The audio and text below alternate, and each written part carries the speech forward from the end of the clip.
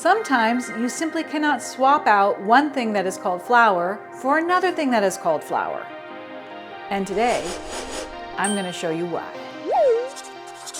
So here I have what I consider true flour, a wheat flour. And this is specifically an unbleached all-purpose flour that comes in, and I'm going to show you, it's King Arthur, it's what I use, at 11.7 protein. So that's a protein content in there that will, once it hits water and starts getting agitated, become gluten or strength or structure. It's a foundational element of baking. It's a bummer sometimes if you are celiac or gluten intolerant.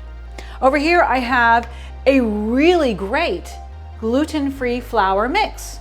It's famous, it's great for what it does. It is, in my opinion, something that is not or should not be called flour. And then over here I have almond flour, which should really not be called flour. Almond meal is fine because it's simply blanched and ground almonds. They will not provide any structure. Sometimes can you make a substitution? Yes, you can. Sometimes if you're making a very tender cake that doesn't require a lot of structure, then you can be a bit safe in substituting this for this. But if you really need structure in a product, you simply can't, and it's not your fault. Sometimes when something is called flour, you expect it to work like flour, and I'm going to show you why it doesn't.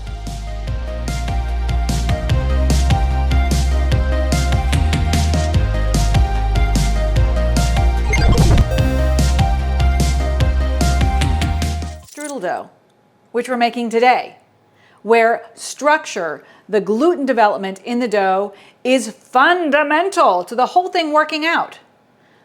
So let's get to it. Let's make 2 strudel doughs, one with flour that has actual gluten, and one, well, we'll see how far we get with gluten-free baking mix. This is going to be a disaster. Okay, let's start with the flour.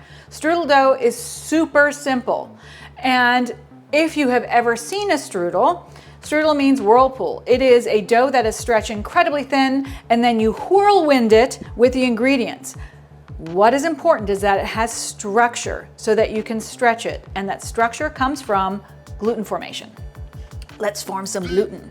So I'm going to start with some water, some oil, and just a pinch of weak acid, which is in the form of apple cider vinegar. Here you can also use lemon juice or another type of vinegar. That goes in. To that I'm going to add 1 whole egg, large, always large in baking, that goes in. And I'm going to break them up just a little bit, because what can happen if you add flour straight to this without breaking the yolk, part of the flour is just going to absorb yolk, and then you're going to get these like really pilly bits.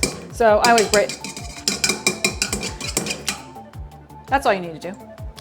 And then 225 grams of all-purpose King Arthur flour, unbleached, also important. So I'm going to add that straight to it. And all we're going to do is mix them on the mixer until we get a shearing. What does that mean? Shearing means that the dough has developed enough that has formed a ball, it starts going up the hook, and then it starts plopping off. Plop. But what's important to know is that you can hear that. If you walk away, you'll hear this kind of like plop, plop, plop. And that's an indicator that you have probably created enough gluten structure that you can let your dough rest and then stretch it. You can hear it, and you can also see when the dough is ready. And that's all gluten at work right there. As you add and mix with water, it starts to form the gluten strands. In here, dry, just protein.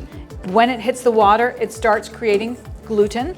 And then also the agitation helped that along as well. So already you can see it looks shaggy and not at all harmonious, but it came together with me just doing this by hand, by just mixing this by hand, plopping it around, not the official plop that is, but now I'm gonna put it on the mixer.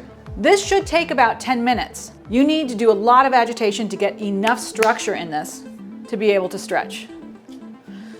So let's do it.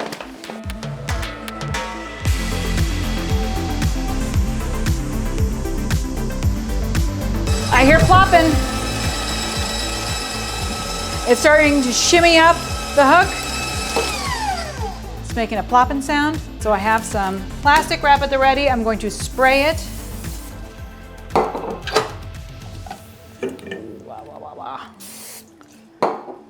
Still sticky, but look at that. Look how smooth and gorgeous that is. So the way I check it, aside from the plopping sound and the shearing, is I make this into a tight ball and I poke it, and if it feels stiff and it bounces back, we're good.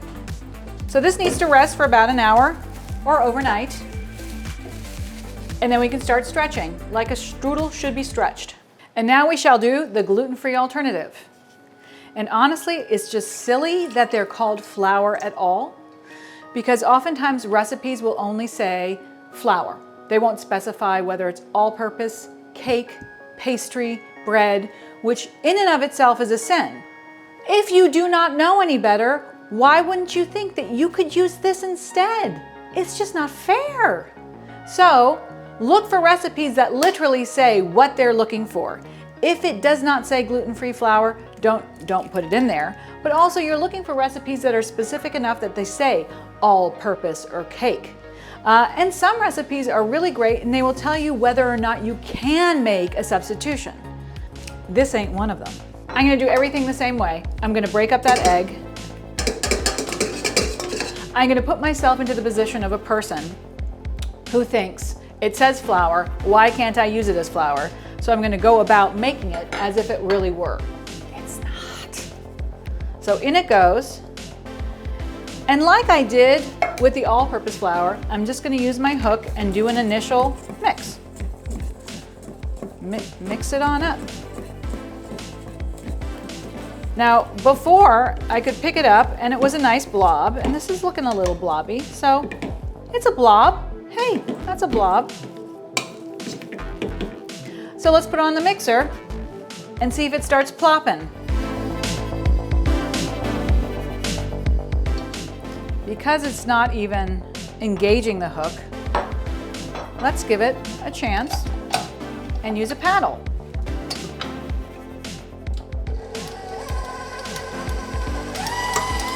Ten minutes has elapsed and I've heard no plopping, though I knew I wasn't gonna hear plopping. So let's see what it actually looks like after all this time. It is gross. It is like a paste and it is not holding together at all. It almost looks like a batter. Not at all what we need for a strudel dough. But you know, I'm gonna give it a chance. I'm going to let it rest.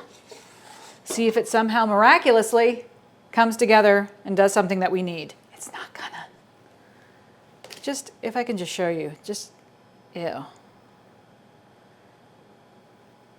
Well, let's give it a chance. I'm gonna cover it up and let it rest as long as the other one, and then we'll really put it to the test by trying to stretch it like you would stretch a strudel. And before we get to the strudel made with the all-purpose flour, let's see what this one can do or not do. Well, you know, let's be positive, shall we? But before I do anything with any kind of pulling of strudel dough, we're going to flour our surface, dust it. So we're going to make sure it is a very even coating.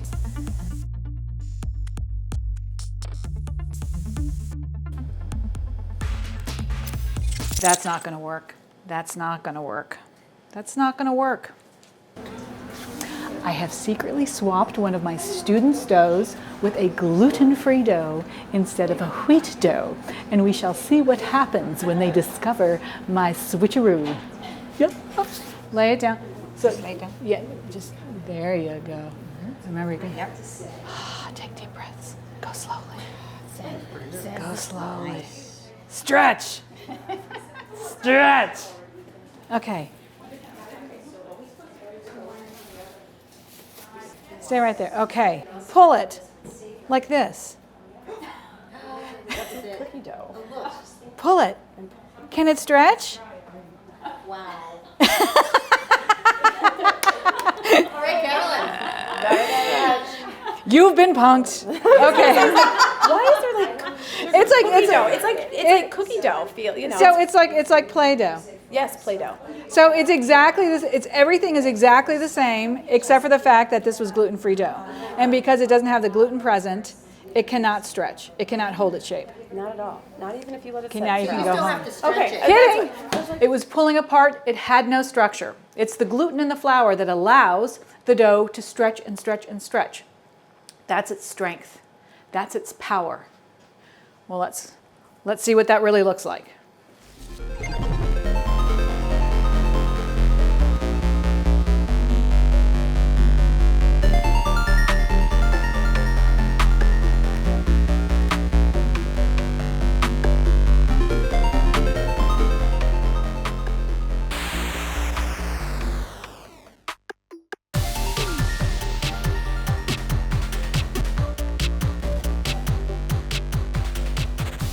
This is what it's supposed to do. Woo-hoo-hoo.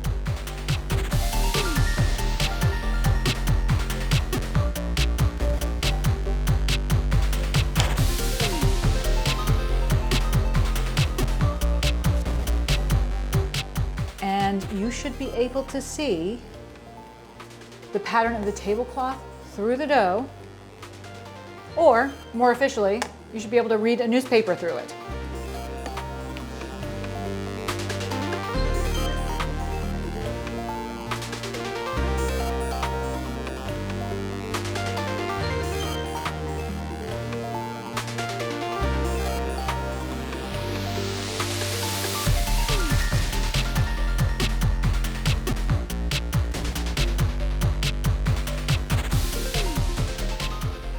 Going to bake at 350 for about 45 minutes until it's nice and crisp. You can see it will be golden, and it might just give you a little bit of juiciness from the sides, but otherwise it'll stay intact and it'll be so delicious. Strudel, time to bake. Are all flours created equal? Today we have proven that indeed they are not.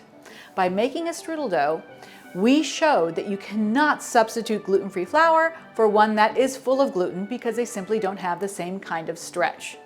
So when you look at a recipe, make sure that it specifies the type of flour that you can or cannot use, or whether you can substitute at all.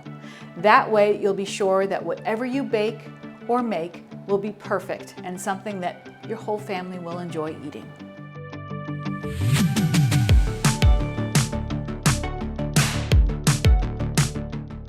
If you're interested in more in-depth classes, both in person and online, visit sugargliderkitchen.com. Hey, don't forget to punch down those like and subscribe buttons.